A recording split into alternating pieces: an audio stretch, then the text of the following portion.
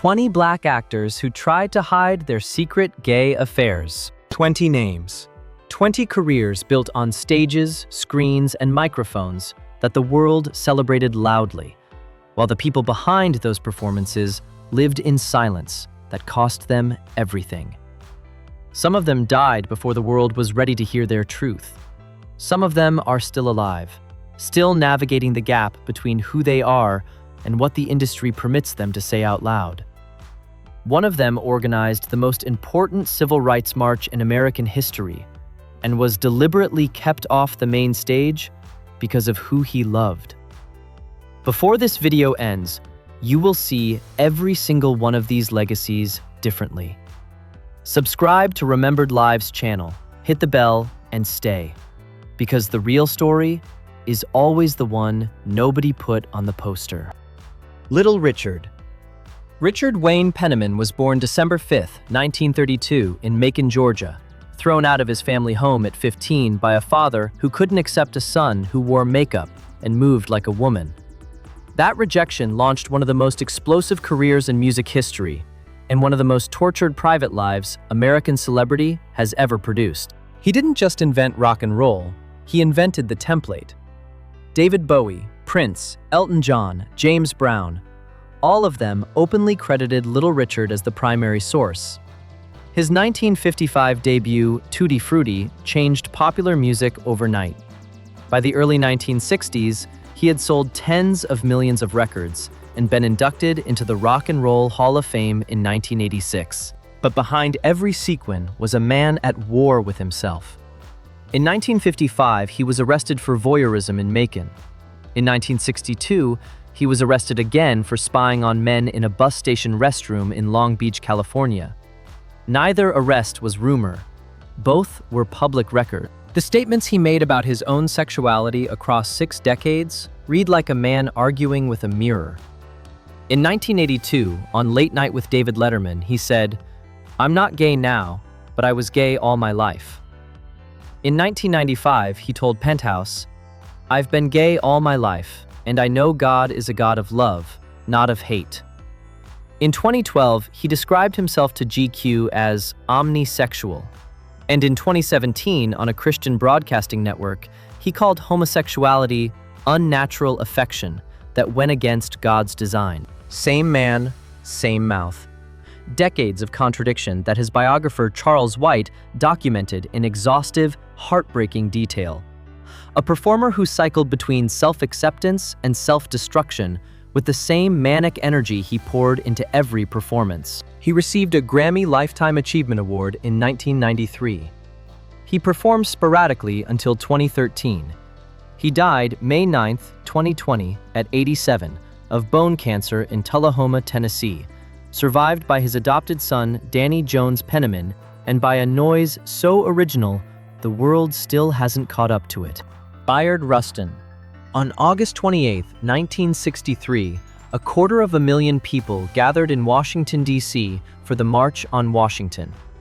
Martin Luther King Jr. delivered "I Have a Dream." The world changed.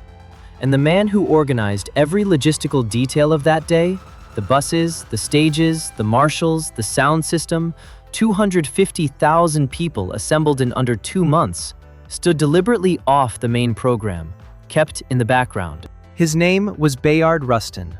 Born March 17, 1912, in Westchester, Pennsylvania, raised by Quaker grandparents, he had studied Gandhi's methods in India before most American civil rights leaders had heard of them.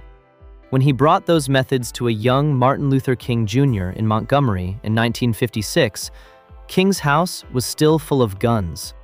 It was Rustin who convinced King that nonviolence had to be a way of life, not a tactic. But in 1953, Rustin had been arrested in Pasadena on a morals charge, found having sex with 2 men in a parked car. That arrest became a permanent weapon his enemies used against him. Roy Wilkins of the NAACP kept him off the main stage at the march. Senator Strom Thurmond read his name into the congressional record to discredit the entire movement. So Rustin organized the greatest demonstration for freedom in American history from behind a curtain. His partner, Davis Platt, said, I never had any sense that Bayard felt shame or guilt about his homosexuality. That was rare in those days. Rare. He later built a 10-year life with Walter Nagel, whom he legally adopted because same-sex marriage didn't exist yet. In 2013, President Obama posthumously awarded Rustin the Presidential Medal of Freedom and placed it directly in Nagel's hands. For decades, Obama said, this great leader was denied his rightful place in history because he was openly gay. Bayard Rustin died August 24, 1987, 4 days before the 24th anniversary of the march he built. Luther Vandross. He made women fall in love with a voice they'd never heard before. He gave men the language for feelings they couldn't name. For over 2 decades, Luther Vandross was the undisputed king of Quiet Storm R&B. 8 Grammy Awards, over 35 million records sold worldwide, and ballads that became the permanent soundtrack to a generation's most intimate moments. Born April 20th, 1951 in New York City, Vandross spent his teenage years founding the first Patti LaBelle fan club. He became one of the most sought-after session vocalists in the industry before releasing a single solo record, lending his voice to albums by Diana Ross, Barbra Streisand, Donna Summer, Bette Midler, and Chic. His 1981 debut, Never Too Much, went double platinum immediately. What followed was one of the most sustained commercial careers in R&B history. The man who sang more convincingly about romantic love than almost anyone alive, never married, never had children, deflected every question about his personal life with humor or silence. When BET asked him directly in 2002, he said, "What do you want to know? Am I bi-coastal? Yeah, I have houses in Beverly Hills and New York." The industry knew. Television producer Gene Davis told interviewers, "Everybody in the business knew that Luther was gay." Bruce Valanche told Out magazine in 2006 that Vandross once confided, "No one knows I'm in the life," and that his longest relationship with a man lasted through the late 1980s and early 1990s in Los Angeles. Vandross suffered a severe stroke in April 2003 and never fully recovered. He died July 1, 2005 at 54. In 2017, Patti LaBelle finally told Andy Cohen on Watch What Happens Live, "He just didn't want to upset the world. It was hard for him." He spent 54 years singing about love he was never free to claim publicly.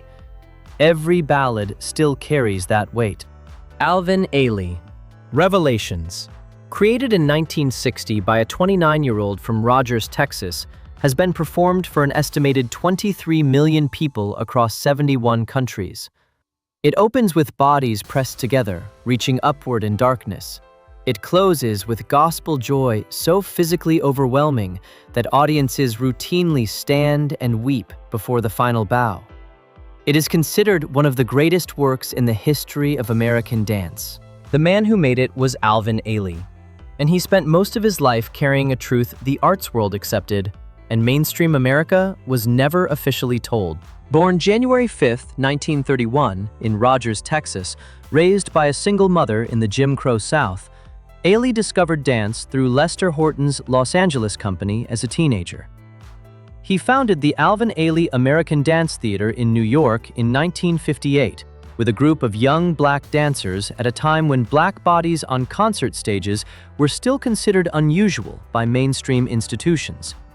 He built one of the most celebrated performing arts organizations in the world, performing at the Kennedy Center, Carnegie Hall, and across 6 continents. Within the performing arts community, his homosexuality was an accepted fact.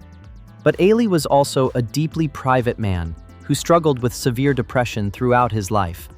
What close friends described as the particular exhaustion of being a celebrated black artist who had to conceal an essential part of his identity from the broader public. In 1988, he was hospitalized following a mental health crisis. His publicist initially attributed his deteriorating health to a rare blood disease. It was later confirmed to be AIDS-related. Alvin Ailey died December 1, 1989, World AIDS Day, at 58, at Lenox Hill Hospital in New York. The Alvin Ailey American Dance Theater continues today. Revelations is still performed every season on every continent where the company tours, a testament to a man who was never fully free to love openly, but whose art contained all of it. Billy Strayhorn. Most people know the song. Almost nobody knows who wrote it. Take the A Train, Duke Ellington's signature theme, the sound that announced his orchestra on radio stations across America for decades, was not written by Duke Ellington. It was written by Billy Strayhorn, a slight, soft-spoken, openly gay black man from Dayton, Ohio, who collaborated with Ellington for nearly 30 years and received a fraction of the credit his genius deserved. Born November 29, 1915, Strayhorn approached Ellington backstage in Pittsburgh in 1938 and played his own compositions at the piano. Ellington hired him on the spot and handed him his personal home address with 2 words of direction: "Take the A Train." That instruction became the title of one of the most recognizable pieces of music in jazz history. What Strayhorn contributed to the Ellington Orchestra over the following decades went far beyond a single song. He composed and arranged hundreds of works: Lush Life, Chelsea Bridge, Blood Count, pieces of such sophistication that music historians still debate where Ellington ended and Strayhorn began. Ellington himself called Strayhorn "my right arm, my left arm, all the eyes in the back of my head." Unlike virtually every other black gay man of his era in the public eye, Strayhorn made no effort to hide who he was. He lived openly with his longtime partner Aaron Bridgers in Harlem, was a regular at gay gatherings in New York's artistic circles, and carried himself with a quiet dignity that Ellington's protective loyalty made possible. Within that circle, he was simply himself, something extraordinarily rare for a black gay man in mid-century America. Billy Strayhorn was diagnosed with esophageal cancer in 1964. He died May 31, 1967, at 51, at Memorial Hospital in New York. Ellington wept publicly. He dedicated his next album, and his mother called him Bill, entirely to Strayhorn's memory, one of the most personal tributes one artist has ever paid another. Howard Rollins. In 1981, Howard Rollins walked into a Hollywood audition for Ragtime and beat out over 200 actors, including O.J. Simpson, for the lead role of Coalhouse Walker Jr. His performance earned him Academy Award and Golden Globe nominations and announced one of the most gifted dramatic actors of his generation. The career that should have followed never fully materialized. What followed instead was a story of talent systematically undermined by the weight of a secret that Hollywood in the 1980s had no space for. Born October 17, 1950 in Baltimore, Maryland, Rollins was strikingly handsome and possessed of a quiet, controlled intensity that made him magnetic on screen. After Ragtime, he starred in A Soldier's Story, 1984, and eventually landed the lead role of Virgil Tibbs in the long-running television series In the Heat of the Night, a role that brought him Emmy nominations and mainstream recognition. The National Black Justice Coalition, which documents LGBTQ African American history, confirmed that Rollins was a regular at gay clubs in Los Angeles, San Francisco's Castro District, and New York's Greenwich Village, often in the company of fellow actors Paul Winfield and Raymond St. Jacques. He never publicly discussed his sexuality. The industry standard of the time was explicit. Romantic leading men did not come out. The career consequences were considered unsurvivable. His documented struggles with substance abuse, cocaine possession arrests, a DUI, contributed to his removal from In the Heat of the Night before a brief attempted comeback. Friends who knew him described a man under profound pressure, carrying the compounded weight of racism, professional insecurity, and a private life he could never acknowledge. In the fall of 1996, Rollins was diagnosed with AIDS. His publicist initially released a statement attributing his illness to lymphatic cancer. His family later confirmed the truth. Howard Rollins died December 8, 1996, at 46, at St. Luke's Roosevelt Hospital in New York. One of the most gifted actors of his generation, gone before the world was ready to accept who he actually was. Paul Winfield. In 1972, Paul Winfield became only the third African-American man in history to receive an Academy Award nomination for Best Actor, for his portrayal of a Louisiana sharecropper in Martin Ritt's Sounder. Over the next 3 decades, he built one of the most distinguished careers in American film and television.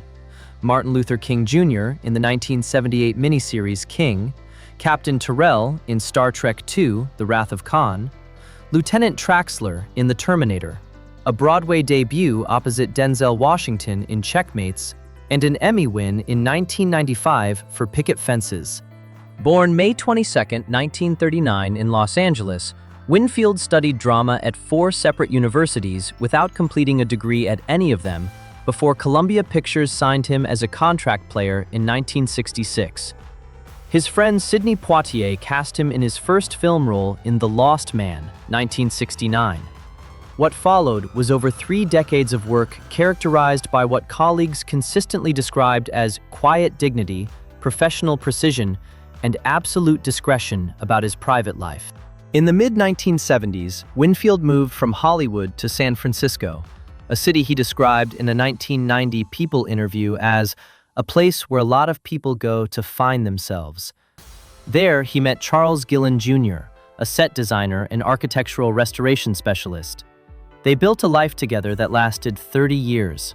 His friend and fellow actor Jacques Larson described Winfield as openly gay in his life, if not in the media. Winfield never corrected journalists who avoided the subject. He never marched in pride parades. He never gave interviews about his sexuality. He simply lived his life with the man he loved, away from cameras, without apology or announcement. Charles Gillen Jr. died of bone cancer on March 5, 2002. Winfield was said to have been devastated. He died of a heart attack 2 years later, on March 7, 2004, at 64. He and Gillen are buried together at Forest Lawn Memorial Park in Los Angeles. Raymond St. Jacques. In 1965, Raymond St. Jacques made television history as the first black actor cast in a regular role on a primetime American Western series, playing Simon Blake on the final season of Rawhide. It was a moment that mattered enormously in the context of what black actors were permitted to be on screen. For the rest of his career, St. Jacques fought that same battle on every set he worked on, becoming one of the most vocal advocates for black representation in Hollywood, both in front of and behind the camera. Born James Arthur Johnson on March 1, 1930 in Hartford, Connecticut, he changed his name to Raymond St. Jacques while studying at the Actors Studio in New York, a name, he later explained, that would look impressive on programs and fill up the screen. He studied alongside Cicely Tyson and James Earl Jones in the off-Broadway production of Jean Genet's The Blacks in 1960, before moving into film roles. His best-known performances came in the blaxploitation classics Cotton Comes to Harlem, 1970, and Come Back, Charleston Blue, 1972, where he played the iconic detective Coffin Ed Johnson. Within Black Hollywood's social world, St. Jacques was a well-known figure at gay clubs in California and New York. The National Black Justice Coalition documented his regular presence at private parties and gatherings, often alongside Howard Rollins and Paul Winfield, 3 men who moved through the same circles and carried the same silence professionally. His private life included a complicated relationship with a young man he introduced publicly as his adopted son, Sterling St. Jacques, who became one of the first black male supermodels in the early 1970s, a regular fixture at Studio 54 alongside Grace Jones and Bianca Jagger. Sterling's former fiancée, model Pat Cleveland, confirmed in her 2016 memoir that their engagement ended because Sterling was gay. Raymond St. Jacques died of lymphoma on August 27, 1990, at 60 in Los Angeles. Sammy Davis Jr. He could sing, dance, act, do impressions, play multiple instruments, and command a stage in ways that made the people sharing it with him look like they were standing still. Sammy Davis Jr. was, by any honest accounting, the most purely talented performer the Rat Pack ever produced, and the one who paid the highest personal price for belonging to it. Born December 8, 1925 in Harlem, New York, Davis was performing in vaudeville by age 3 alongside his father and uncle in the Will Maston Trio. He lost his left eye in a car accident in 1954 and was back on stage within months. He converted to Judaism in 1956. He married Swedish actress May Britt in 1960, an interracial marriage that generated death threats, FBI surveillance, and a request from the Kennedy campaign that he stay away from the inauguration to avoid controversy. He absorbed all of it and kept performing. His bisexuality was an open secret within specific Hollywood circles for decades. Davis himself described his sexual appetite in private company with considerable candor. In later interviews, he acknowledged a personal life that defied conventional categories.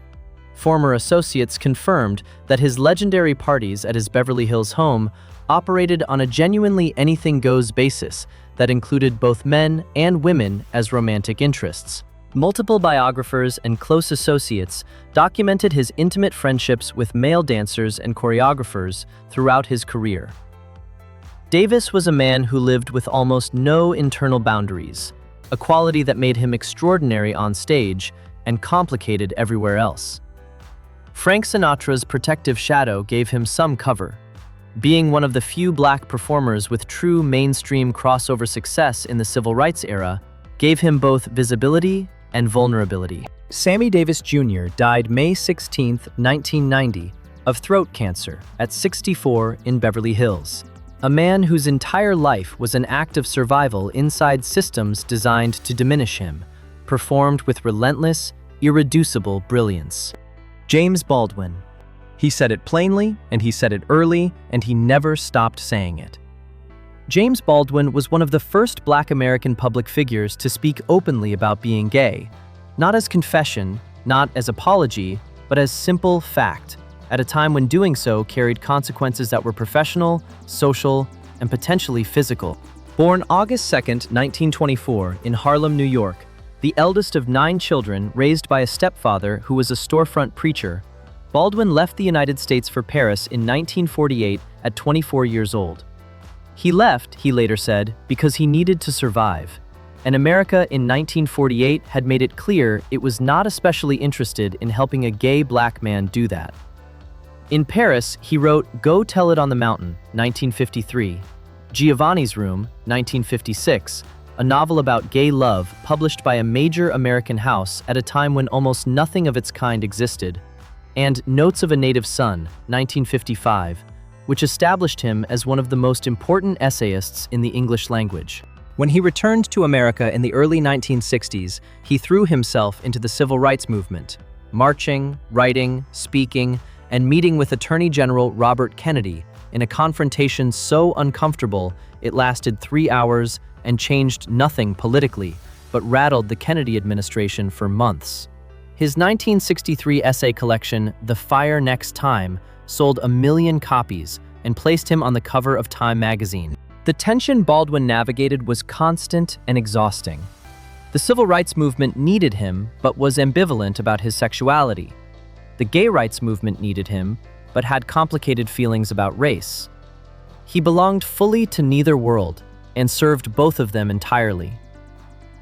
James Baldwin died December 1, 1987, of stomach cancer at 63 in Saint-Paul-de-Vence, France, having written more clearly about what it costs to be both black and queer in America than anyone before or since. Richard Pryor. Richard Pryor didn't just perform comedy, he performed confession.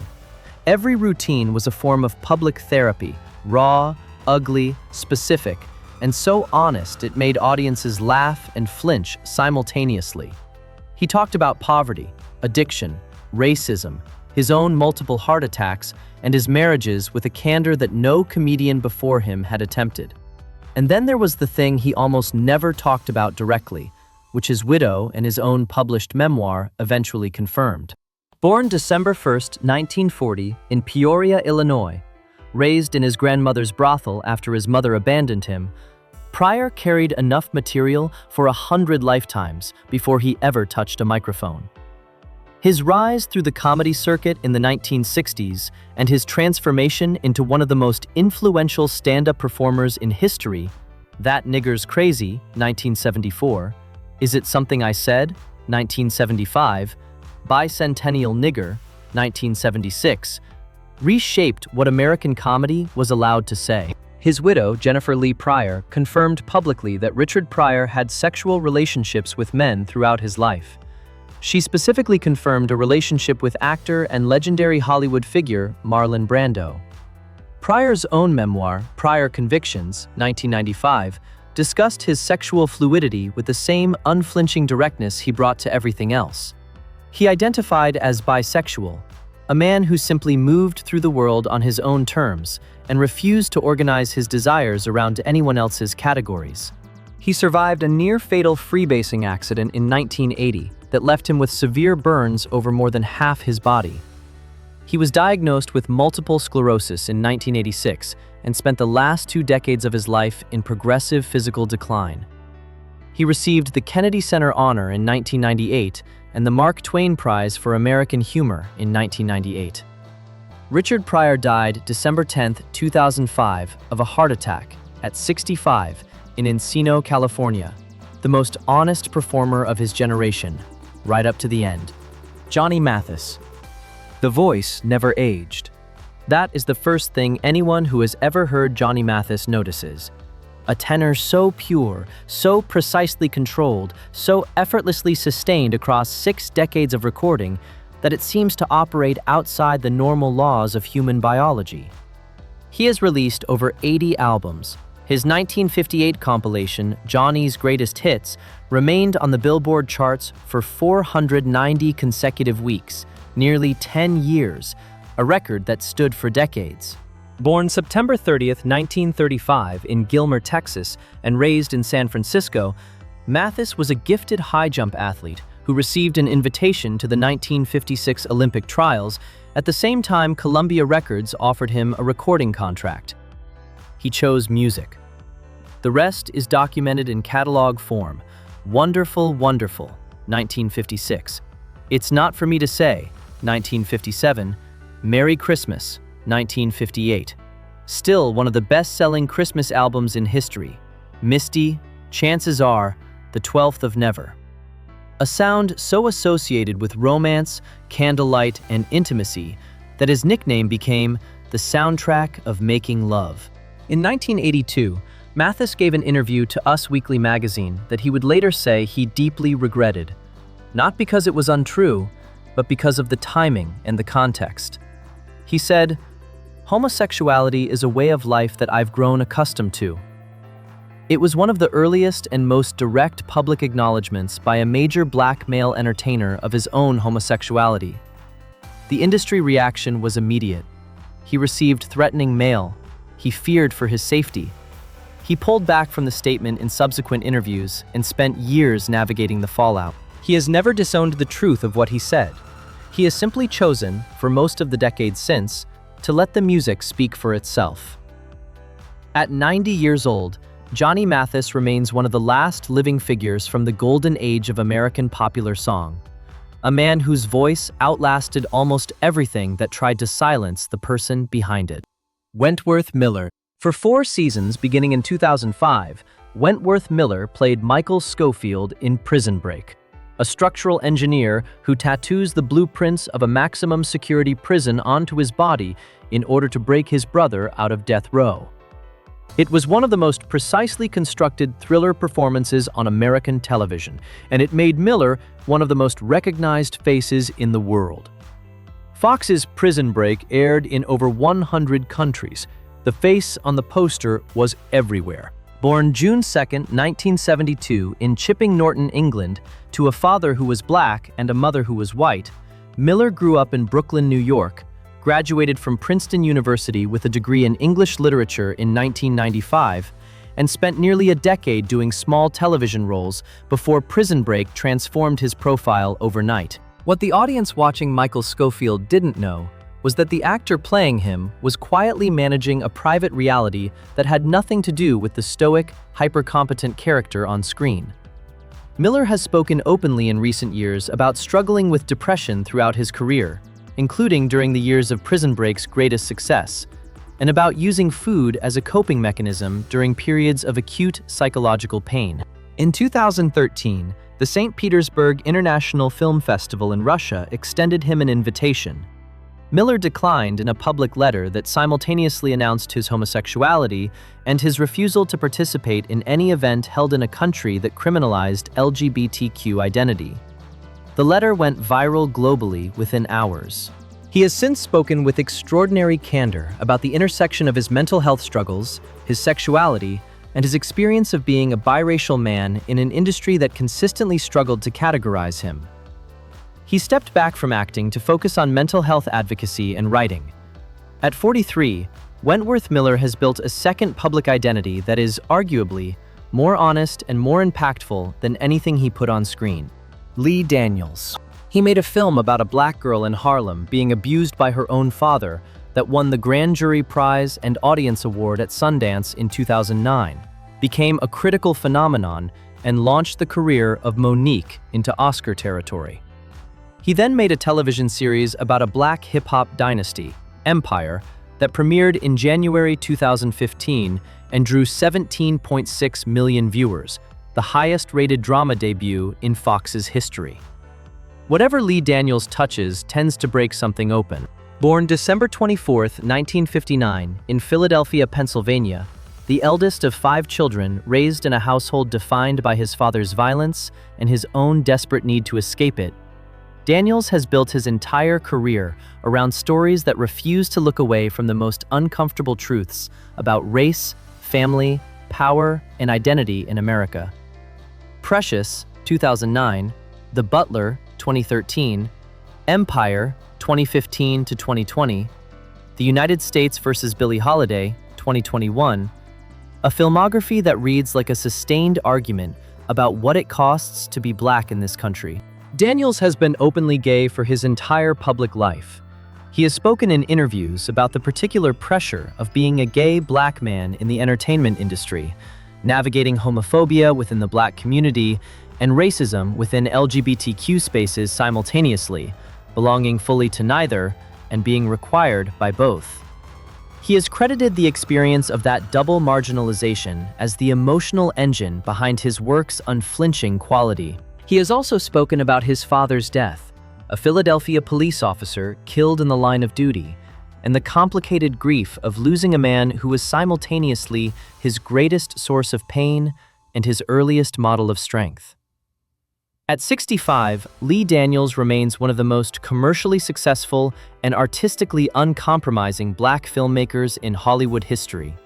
Openly himself, loudly present, and showing no signs of looking away. Don Lemon. For 11 years, Don Lemon was one of the most recognized faces on American cable news, anchoring CNN's primetime lineup, covering breaking news from Ferguson to the disappearance of Malaysia Airlines Flight MH370, and becoming one of the most prominent black journalists in the history of American television. He was also, for most of that time, one of the most visible openly gay black men in mainstream media. Born March 1, 1966, in Baton Rouge, Louisiana, Lemon grew up in a household defined by his mother's strength and his own growing awareness of being different in ways that the American South of the 1970s and 1980s had no language for. He built his journalism career through local television stations in Alabama, Pennsylvania, and Chicago before joining CNN in 2006. In 2011, Lemon published his memoir Transparent, in which he came out publicly as gay and discussed, with considerable courage for the time and the platform, the sexual abuse he had experienced as a child. The book appeared at a moment when openly gay black men in mainstream media were virtually non-existent. The response was significant enough that Lemon later said the experience of coming out had cost him relationships and professional opportunities he had not anticipated losing. He has spoken directly about the particular complexity of being gay within Black American culture, a community that gave him identity and belonging while simultaneously, in many spaces, making him feel that his sexuality was something to be concealed or ashamed of. That tension, he has said, is something he navigated privately for years before finding the language to address it publicly. CNN terminated his contract in April 2023, following a series of on-air controversies. He subsequently launched an independent media venture. At 59, Don Lemon remains one of the clearest examples of what it looks like to build a major public career while being visibly, unapologetically yourself. Billy Porter. On September 22, 2019, Billy Porter walked onto the stage of the 71st Primetime Emmy Awards and made history. His win for Outstanding Lead Actor in a Drama Series for Pose made him the first openly gay black man ever to win that category in the 71-year history of the Emmy Awards. He stood at the microphone and said, "The category is love, y'all." The room gave him a standing ovation. Born September 21, 1969 in Pittsburgh, Pennsylvania, Porter grew up in the Pentecostal church, a world of musical transcendence and rigid moral code that told him from childhood that who he was constituted a fundamental sin. He was extraordinarily talented and deeply closeted, navigating a religious upbringing that made his gayness feel like a disease he was supposed to pray away. He graduated from Carnegie Mellon University's School of Drama in 1991 and spent the next 2 decades building a career that never quite broke through, despite winning a Tony Award in 2013 for his performance in Kinky Boots as the drag queen Lola. His breakthrough as Pray Tell in Ryan Murphy's Pose, a drama set in the 1980s New York ballroom scene at the height of the AIDS crisis, finally gave him the platform his talent had always deserved. His fashion choices became cultural events. The tuxedo gown he wore to the 2019 Met Gala, designed by Christian Siriano, half tuxedo jacket and half ball gown, became one of the most photographed celebrity outfits in years, and was widely interpreted as a direct statement about the intersection of black masculinity and queer identity. In 2021, Porter disclosed publicly that he had been HIV positive since 2007, having kept his status private for 14 years out of fear of industry consequences. At 55, Billy Porter remains one of the most fully realized examples of what happens when talent, authenticity, and the right role finally find each other at the same time. Frank Ocean. In July 2012, the day before the release of his debut album Channel Orange, Frank Ocean published a letter on Tumblr. It was addressed to no one in particular. It described falling in love at 19 years old with another man, his first love. He did not call himself gay. He did not call himself bisexual. He simply told the truth about what had happened to him, in his own words, on his own terms, and released it into the world before anyone could manage or contain it. Channel Orange was released the following day and received universal critical acclaim. The Los Angeles Times called it a masterpiece. It won the Grammy Award for Best Urban Contemporary Album and was named Album of the Year by dozens of publications. The letter and the album together constituted one of the most significant cultural events in American music of the decade. Born Christopher Edwin Breaux on October 28, 1987 in Long Beach, California, Ocean grew up between New Orleans and Los Angeles, lost his recording equipment and masters in Hurricane Katrina in 2005, moved to Houston and then Los Angeles, and eventually joined the hip-hop collective Odd Future. His 2011 mixtape Nostalgia Ultra was released for free and attracted immediate, overwhelming attention. What made his coming out remarkable was its context. Hip-hop had been one of the most aggressively homophobic spaces in American popular culture for decades. Ocean did not ask for permission. He did not seek approval. He did not frame his sexuality as a problem requiring resolution. He simply described his experience of love with the same lyrical precision he brought to every song he wrote. The response from within the hip-hop community was largely supportive, a shift that many music journalists identified as a genuine cultural inflection point. At 37, Frank Ocean releases music on his own timeline, answers to no label, and remains one of the most critically respected artists of his generation. Michael K. Williams. Omar Little walked onto the screen in the first season of The Wire in 2002, carrying a shotgun, whistling "The Farmer in the Dell" and robbing drug dealers on the streets of West Baltimore.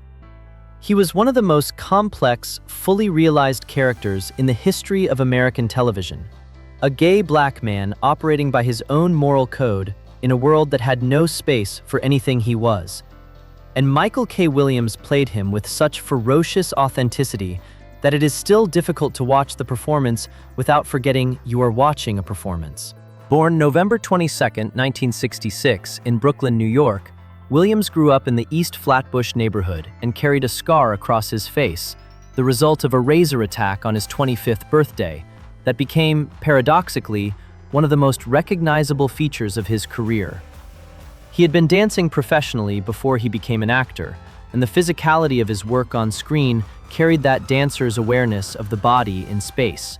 The Wire creator David Simon and writer Ed Burns built Omar partly in response to Williams's presence, the character evolving in conversation with what the actor brought to it. Williams went on to powerful work in Boardwalk Empire, Lovecraft Country, and Wig, building a body of work defined by his willingness to inhabit characters living at the edges of what society was prepared to acknowledge. Williams was openly gay throughout his career and spoke in interviews about the particular experience of being a gay black man in communities and industries that required constant navigation. The hip-hop culture he grew up in, the television industry he worked in, the legacy of a character whose queerness was central to his power. Michael K. Williams died September 6, 2021, at 54, in his Brooklyn apartment from an accidental fentanyl overdose, a death that devastated the entertainment world and left a silence on screen that nothing has yet adequately filled. Lil Nas X. On June 30, 2019, the last day of Pride Month, Montero Lamar Hill posted a rainbow image from his debut album on Twitter and wrote, "Some of y'all already know, some of y'all don't care, some of y'all not gone FWM no more. But before this month ends, I want y'all to listen closely." He was coming out. He was 20 years old. He was also, at that precise moment, the artist behind Old Town Road, a song that had just spent 19 consecutive weeks at #1 on the Billboard Hot 100, breaking the all-time record. The most commercially successful song in America was made by a gay black man who had just come out on Twitter. Born April 9, 1999, in Lithia Springs, Georgia, and raised largely by his grandmother in Atlanta after his parents' separation, Montero Hill dropped out of college at 19 to pursue music full-time. He made Old Town Road in his sister's apartment for $30 worth of production. Country radio stations refused to play it. Billboard removed it from the country charts. The controversy generated more attention than any radio rotation could have. Billy Ray Cyrus recorded a remix. The rest is chart history. What Lil Nas X did after coming out was not retreat into careful image management. He leaned entirely the other way, incorporating his queerness directly into his art with a confrontational, often provocative clarity that made him simultaneously one of the most celebrated and most controversial young entertainers in America. The Montero, Call Me By Your Name, music video depicted him pole dancing down to hell and giving the devil a lap dance. The Nike Satan shoes controversy, the VMA's kiss, every move calculated to force a conversation.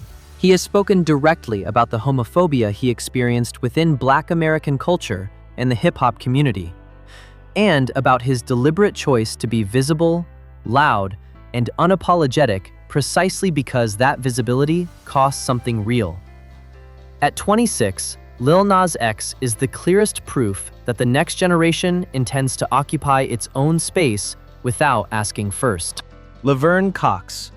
On June 9, 2014, Time magazine published a cover with Laverne Cox's face and the headline, "The Transgender Tipping Point."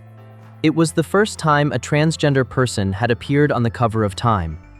Cox, an actress, producer, and activist from Mobile, Alabama, had just completed her breakthrough performance as Sophia Bursette in Netflix's Orange is the New Black, a role that earned her a Primetime Emmy nomination for Outstanding Guest Actress in a Drama Series.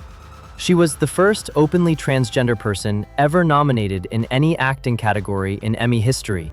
Born May 29, 1972, in Mobile, Alabama, Cox grew up in a single-parent household and was, by her own account, bullied relentlessly through childhood for her gender nonconformity. She moved to New York City after high school, studied dance at Indiana University before transferring to Marymount Manhattan College, and eventually found her way into acting through a path that included reality television appearances before Orange is the New Black changed the scale of her platform entirely. What Cox brought to Sophia Bursette was not just a performance, it was testimony. She played a character navigating prison while managing a gender transition, and she did it with a specificity and emotional precision that forced audiences who had never thought seriously about transgender experience to engage with it as fully human reality.